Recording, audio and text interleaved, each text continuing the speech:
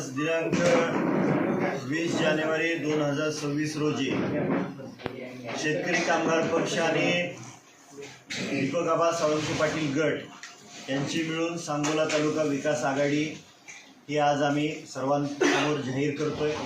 येणाऱ्या या निवडणुकीला पंचायत समिती आणि जिल्हा परिषद निवडणुकीसाठी आम्ही एकत्रित राहून निवडणूक लढवण्याचा निर्णय घेतलेला आहे। परंपरेने दीपक आबांनी स्वर्गीय आबासाहेबांसोबत 25-30 वर्ष मागच्या काळामध्ये काम केलेलं आहे। पूर्वापारपासून ही नैसर्गिक आघाडी आमच्या सर्व शेतकरी कामगार पक्षाच्या सर्व कार्यकर्त्यांना विचारून आणि सन्माननीय दीपक आबांच्या बाजूने त्यांनी कार्यकर्त्यांना विश्वासात घेऊन हा आघाडीचा निर्णय घेतलेला आहे।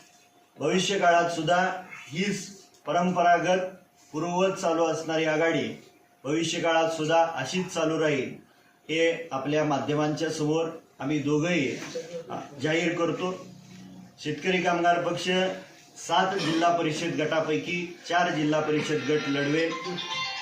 सन्माननीय दीपक आबांचा गट हा 3 जिल्हा परिषद गट लढवतील। पंचायत समितीमध्ये शेतकरी कामगार पक्ष हा 14 पैकी 9 जिल्हा पंचायत समिती गट लढवतील आणि दीपक आबा गट हे 5 पंचायत समिती गट लढवतील आणि चांगल्या पद्धतीनं 7 तारखेला आमचं टार्गेट आहे की 21-0 ही सांगोला तालुका विकास आघाडीच्या माध्यमातून या तालुक्याला आणि या जिल्ह्याला दिसून येईल। आत्ता ज्याप्रमाणे माननीय आमदार बाबासाहेब देशमुखांनी सांगितल्याप्रमाणे भविष्य काळातील सांगोला तालुक्याच्या सर्वांगीण विकासासाठी आम्ही दोघांनी मिळून येणाऱ्या जिल्हा परिषद आणि पंचायत समितीच्या निवडणुकीच्या निमित्तानं सर्व कार्यकर्त्यांना विश्वासात घेऊन या निवडणुकीमध्ये ही आघाडी आम्ही या ठिकाणी करायचं ठरवलं आणि या आघाडीचा उद्देशच असा आहे की सांगोला तालुक्यातल्या सर्वसामान्य गोरगरीब